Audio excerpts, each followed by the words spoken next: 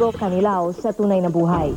Isang buwan din hong na-ospital si Migo dahil sa diabetes bago siya tuluyang nagupo ng sakit nitong Huwebes. Siya po ay 53 anyos.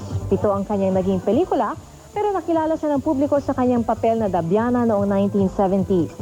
Kasalukuyan hong nakahimlay ang kanyang mga labi sa Rizal Funeral Homes sa Parañaque.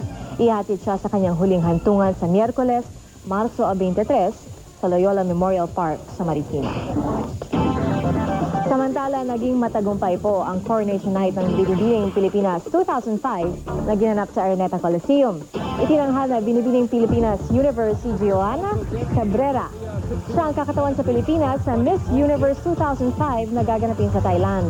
Nakakuha rin siya ng 3 special awards, kabilang na ang Best in Long Gown, Best in Swimsuit at Miss Photogenic. Si Carlene Aguilar naman ang itinanghal na Binibining Pilipinas World.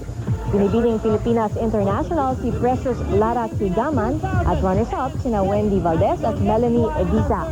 23 kandidata ang naglaban-laban para sa corona.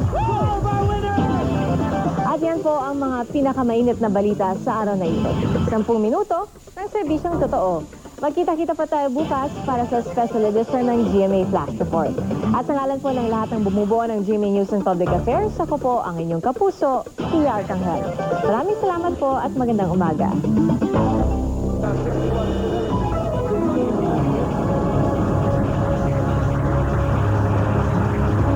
And now, ladies and gentlemen, up from Born Arena.